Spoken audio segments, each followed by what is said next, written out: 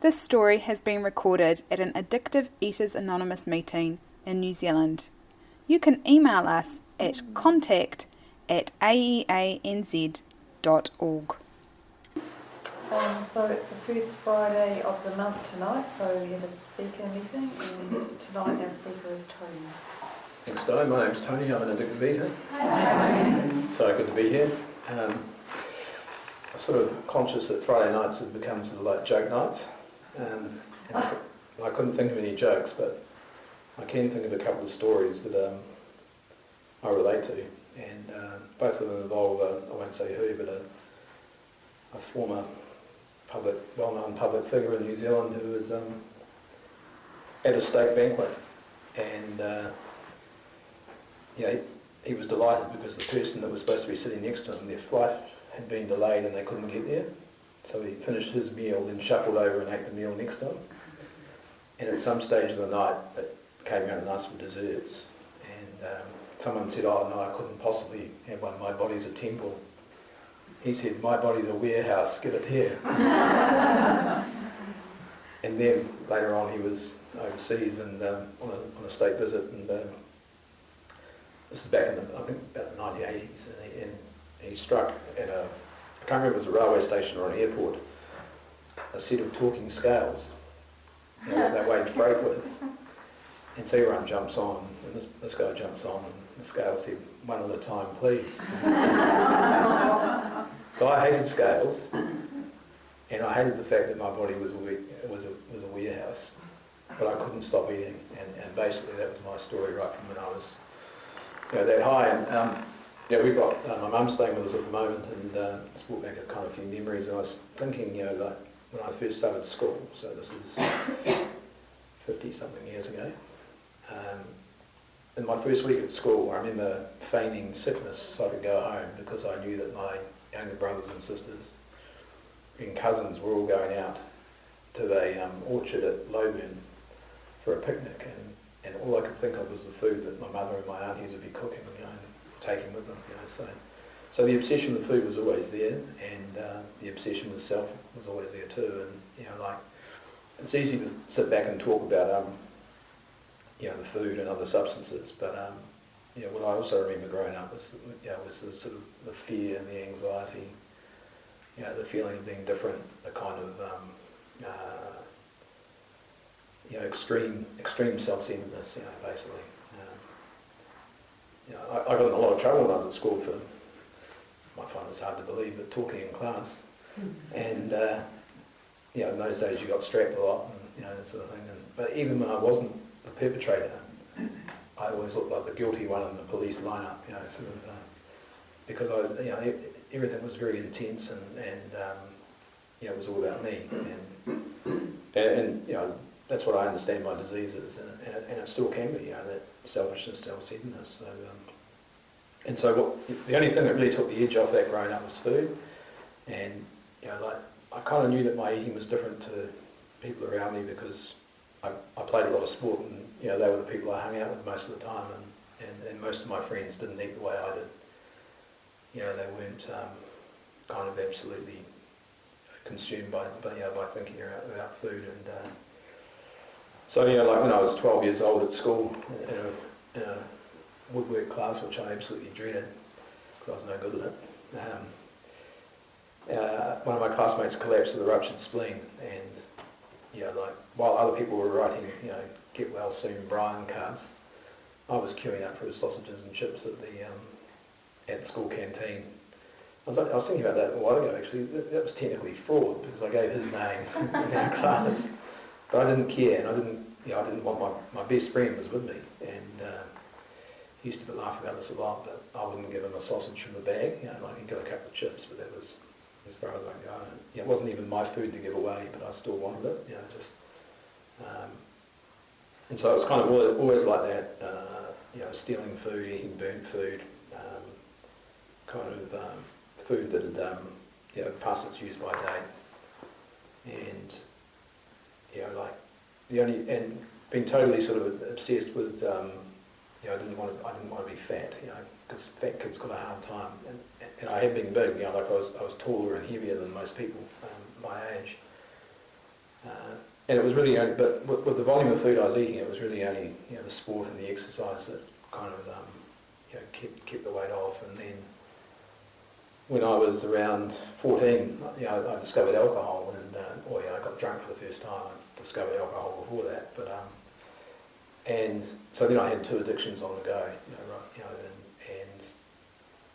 and once I drank regularly, like I was a full-blown alcoholic at school, the desire to train and exercise for sport got less, and so I started to put on weight, which I absolutely hated, and so I tried and stop eating, and I just couldn't do it, and then the guilt and the shame and the self-loathing was kind of always there, because I was still trying to play sport and sort of function at that level. And I remember at 15, I basically had a breakdown, really. I mean, I just couldn't cope. Fear, anxiety was, it was always there. And my parents took me to the doctor, and I got Valium, so, and I liked it, but you couldn't drink on Valium, so I stopped taking that. And just, and that was my answer right through, was to self-medicate, was to look for something outside myself to make me feel better. And so, right in those kind of teenage years, although, there were some good things that happened at kind of school and stuff like that, but all I remember was feeling, depressed and anxious and ashamed, basically. And so, like I said, like food took the edge off that, alcohol took the edge off that a lot quicker. So they became the 2 loves of my life, basically. And the only curb to my kind of eating was really, money, family budget. We didn't have a lot. So, but when I left school, back in the dim dark days, they actually paid me to go to university and tertiary studies, and so I went away and went to Wellington to train for my job, and got a student bursary and did a bit of part-time work. So I kind of had money, and so there was nothing to stop. There was nothing to stop me from eating and drinking. And in that year, like my weight just ballooned to, between 4 and 5 stone. 25 to 30 kg. I was still trying to play sport, and I felt really bad there because I wasn't fit. I was letting the team down, and that was a big part of my kind of self-worth at the time of sport. So just before leaving home, my mother, I was trying to get fit for football, and my mother suggested that I go on this 1600 calorie a day diet. And she gave me this little calorie counter book, and I flicked through it. It was a Friday night, and I was going out drinking, and I flipped through and saw that a 12-ounce beer was 400 calories. So I wasn't very good at maths, but I thought 4 12-ounce beers, that'll be my calorie intake for today. But I'm an alcoholic, so I couldn't stop at 4 beers. And at the end of the night, I was at the takeaway, ordering more food, and I just knew it was hopeless, So when I started my first job, I was 19 years old, 19 stone. Had high blood pressure and had to pay a premium on the company health insurance because I was deemed to be a heart attack risk at 19. Yet, I was, in my eyes, I was a sportsman. So I thought I better do something about this. So that started a round of kind of diet organisations, and I could never get to goal weight. So I always marvel when I hear people say that they became Weight Watchers lecturers and things like that. And I could never get there. I'd lose a lot of weight, and then I'd start eating again. It was just white knuckling it on quite a horrible kind of regime. But I'd break out, and I couldn't not eat and couldn't not drink. So, and I certainly couldn't shake the obsession. But I couldn't have explained then that was my problem. The disease of addiction. I just thought I could control it through exercise and dieting, and I've never been able to do that. So, and the other aspect of my disease, was basically that restless, irritable, and discontent. So, my idea to solve that was to move a lot. Was to move towns and jobs, and I'd literally, get one job and I'd be applying for another, within the first month. And so I had four jobs in 12 months in 4 different cities. And by that stage, I was married and, trying to do all the right things, like save for houses. And what I realise now is I was trying, I was looking for something outside myself again, but I was taking the problem with me, which was me. So and I came back to Christchurch and saw an advert in the newspaper for a 12-step group relating to food addiction. So so in my capacity, my work capacity, I thought that would make a tremendous story for the newspaper that I worked on, because I imagined, having been to Weight Watchers, that it would be like a kind of extreme division of Weight Watchers, and there'd be people there with before and after photos of circus tents that they once wore to bulls and balls, and I thought this would be great. I'll go there and kind of do a story on this organisation, and in my grandiose way, because that's always been one of my character defects, I thought this might help to have some publicity in the paper. So I wrote away to the PO box, and which we did in those days, and somebody contacted me and suggested that yes, that would be yes, I'd like something done on the fellowship. The best way to do that would be to come to a meeting.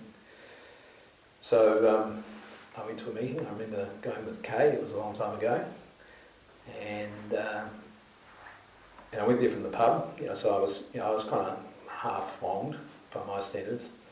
So I wasn't all that clear on what was said at that first meeting. But the impression I got was that most people there were like me. They were still stuck in the problem. But there were three or four maybe, or maybe a bit more, who talked about how they found a solution through the 12 steps of the program, and that the obsession to eat had been removed. And I was absolutely sort of blown away by that, because I knew as soon as I heard these people share that I had the same problem, but I could never imagine not having that obsession. I went to battle with it every day and lost every day. I just imagined that was my lot in life. That would be the way it would be, kind of. And I'd love to say that I was so impressed, with what was on offer there that I came back, and I've stayed ever since. But I didn't. What I did do though was write an article on the fellowship and people's experience, and I sat down with interviewed a couple of members, but one I interviewed who had several years of sobriety by that stage, and when she told me her story in full, it was like she was my long lost sister separated at birth, or because I could relate to her totally around food, alcohol, drugs, and just sort of general life experience. And she sort of said that she had found a solution through this program, and so I wrote the article and it was published, and then I tried to forget about it, but I couldn't really, because I believe that first meeting ruined my eating. I got no joy from eating after that. And when I was writing that article, I was basically we had a cafeteria at the newspaper, and it was like a bar tab. You could run up, you could go there early in the week and order food, and then on payday you had to pay it off. Well, mine was about as long as my arm, I was sort of, and I was hiding money from my wife to cover how much I was drinking and eating, cashing checks at work, and just completely kind of obsessed, and sort of unable to break out of it.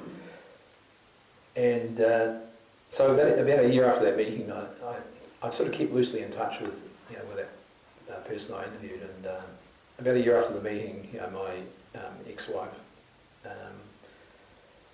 said to me, look, we're trying to have a family and kind of do all the things that you do when you're kind of young. But she was appalled at how much I was spending on food and alcohol, and just the way I was, just my behaviour, and my kind of I was basically I was married, but I was basically single in the sense that I made all my own decisions and put myself first. And so she said, look, if you don't do something, kind of this is all over. And so I rang the woman I interviewed, and she came around to my house with another member of the fellowship, and they basically 12-stepped me and told me if I wanted to get well, I'd have to give up, drinking, drugging, eating. And I was around about 25 years old, and I couldn't imagine the rest of my life without those things. To me, they were the only things that were keeping me going. So I basically said thanks, but no thanks. And again, moved soon after that. Fresh start in Nelson. And fortunately, my drinking got bad enough up there that I ended up in another fellowship. Ended up in Alcoholics Anonymous,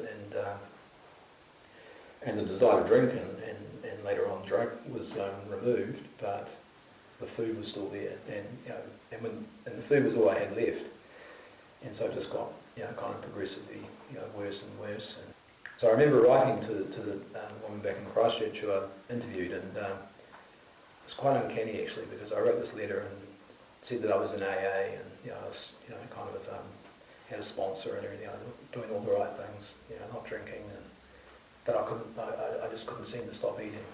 Did she have any suggestions? And she said she suggested that I basically come down to Christchurch, come to some meetings, start a meeting, and basically surrender. And so anyway, like a good little AA newcomer, I ran that past my sponsor, and I don't blame him for this, but he said to me, "Oh look, don't be silly. No one ever got drunk on food. Just follow this program, and everything will be okay." And so I wrote back to her and told her that my sponsor had said this, without saying kind of who my sponsor was or kind of identifying him in any way. She wrote back to me and told me my sponsor's name, basically, and basically said that good luck, but I don't think that'll work. And so I tried to control it myself. I tried to just over the years basically thought that if I could just use the other fellowship as a one-stop shop, everything would be fine. And that was one of my kind of fatal flaws, really.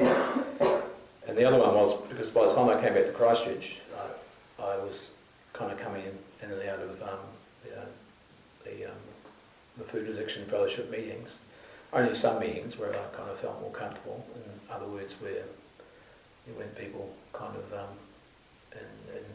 in recovery, there were more people in the problem than the solution. And I'd see there were a few men around, if any. So my mind convinced me that this was a gender issue, and that book, Fat as a Feminist Issue, was bang on. And so that was another one of my denial. But basically, I just wanted to eat. I just didn't want to give up the food. And so I spent 13 years in AA, not drinking, not drugging, but eating addictively and not getting well. Some things have got better. Around some of my behaviour. But I certainly wasn't sober, and I was watching people kind of getting better and better there, particularly people who came to this group as well, and made the fateful decision at one stage to sponsor myself, which was a total disaster. So I wasn't getting any input at all, any good input at all. I believed in a power greater than me because I had to, because I knew that it wasn't me, stopping me drinking and drugging. But I didn't trust God enough to surrender, around the food and to seek help, because I believe that ultimately the fact I'm not using today is due to a power greater than me. But I need a sponsor, and I need the fellowship and I need people who are also kind of following that same path. But the only thing that convinced me, so I hear people in good sobriety, from these meetings share in AA, and I'd be impressed. But the only thing that convinced me was more eating, more pain, and so over that period, things just got progressively worse. My marriage broke up, living apart from my kids. I was just basically living to work and eat, really, to be honest. I love my kids, but I kind of didn't, you know, I still put me first, you know, and it was quite, it was an awful time, but on the outside, it seemed that everything was okay, you know, like materially, and I had this job that took me overseas and, you know, around the country, and kind of, you know, actually, a friend of mine who was also a friend of my boss at that time, the editor, said that the editor had told him he, you know, used to be gobsmacked when he had to sign my expenses and how much I was eating. But he signed them. But it was I just took that as my right, you know.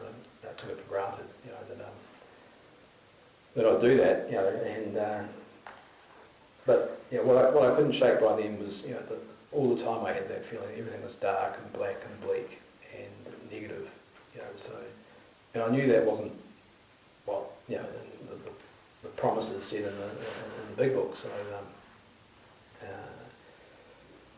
and you know, like I've said it before about, you know, my experience when I was overseas, when I was in France and got involved in a bar scam, and you know, through my addiction, basically, it was, you know, that was, you know,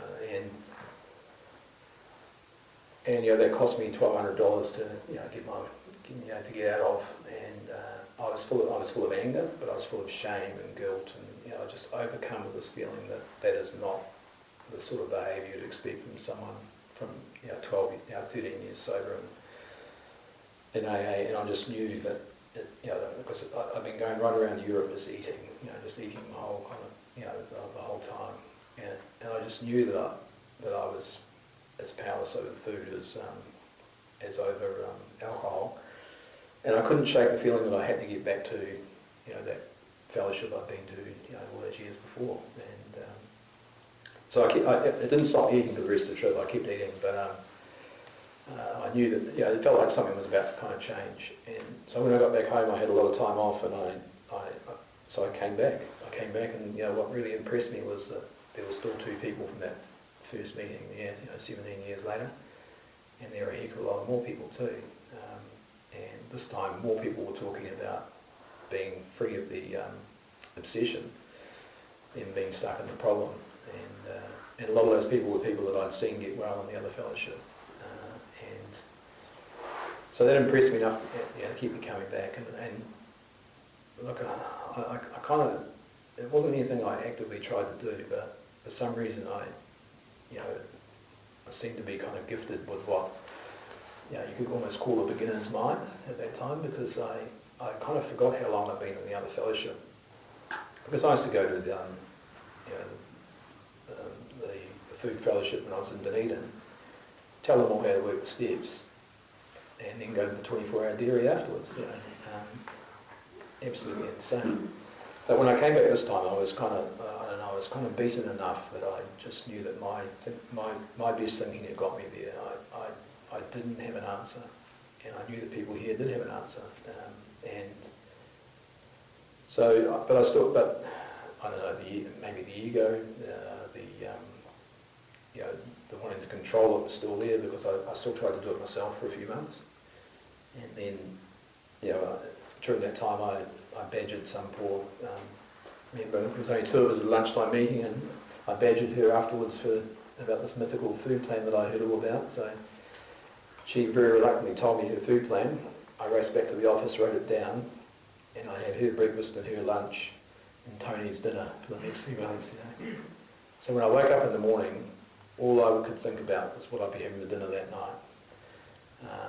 And it was just like a tape in my head the whole day. And basically, this is, you know, the tape had been in my head my whole life, you know, for 42 years. But it was a lot worse then. You know, it was like kind of, I was thinking just, you know, constantly all day about what I was going to have, and you know, whether it would be Indian, Chinese. You know, it was just, you didn't have much last night, so more tonight, and it was kind of like I just couldn't shut it up.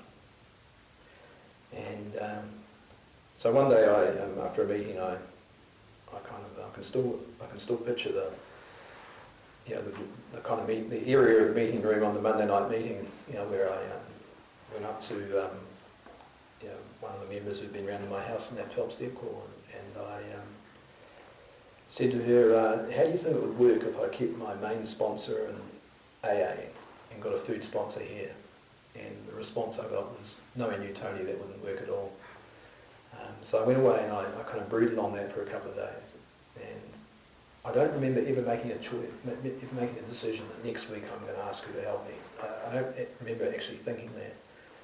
But I remember going to the meeting the next Monday night and couldn't wait for the meeting to finish so I could talk to her. And I went up again and said, kind of, will you help me? And the response I got then was, are you entirely ready to give up all your old thinking around food? And I said, I'm not 100% sure, but I think I am. I can't do it. And I don't know, something changed then. It was just like I said about being gifted that kind of beginner's mind or whatever. But I was told to ring the next day, and again I couldn't wait. It was a Saturday morning. I couldn't wait to get up at I think it was 10 o'clock. I got up really early, so at 10 o'clock I could make the call. And I was told what I needed to do around the food and around meetings and around the steps. And I found myself going, yep, that'll be fine, yep, okay, yep, I can do that.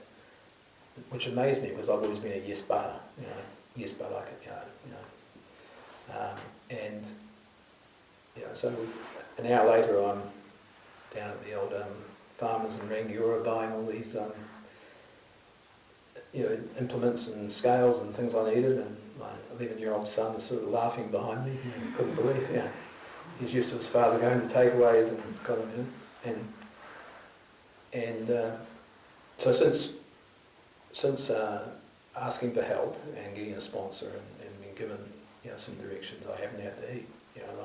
One day I was completely obsessed with food. Thinking about what I'd be having for dinner at the food court that night, and the next day I'm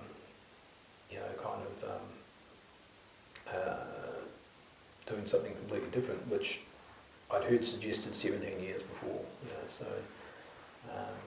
So I don't know too much about how this program works, but I do believe that the key things for me is surrender. And so the one thing I hadn't done to that point was ask for help. And so when I actually asked for help, I believe I was asking a sponsor for help, but I believe in doing that I was opening the door to God to come in and start to expel the obsession. And my first year in the program was quite challenging in terms of logistically, because I was probably, I think, out of Christchurch that first year as much as I was here, with work. But I didn't have to eat. I was able to talk to my sponsor wherever I went. I was able to get to meetings, and as importantly, because I think it's the steps that kind of basically kind of set us free. I was able to go back to step one, to start working through the steps again. I hadn't done any work on the steps since I left the treatment centre 13 years before that, other than not drink and go to meetings. And what absolutely convinced me that I was in active addiction all that time I was in AA was when I came to do a fourth step, and I was looking at stuff that I'd done 30 years before, stuff I'd glossed over when I was in that treatment centre, but what pulled me up really was the fact that there was a lot of stuff on my fourth step that, a lot of wrongs I'd done, since I'd been in Alcoholics Anonymous, and so that told me that I was never, sober in the strictest sense of the word, in that time that I was, while I was eating, I was still in active addiction. So since that time, what I believe for me is basically I have to be free of all substances, like that story in the big book about, I've used up any right to chemical peace of mind, basically,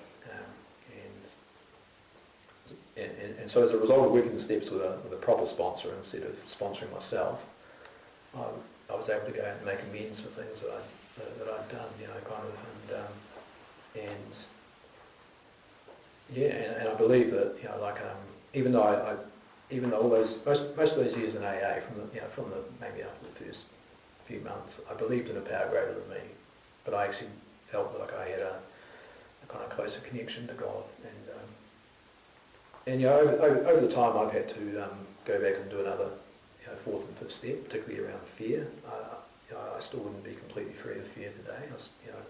I'm certainly not completely free of thinking about me. I remember asking my sponsor once about when do we get to the point where the first thought isn't automatically about me, and I was told probably not in this lifetime. Just keep doing the next thing in front of you.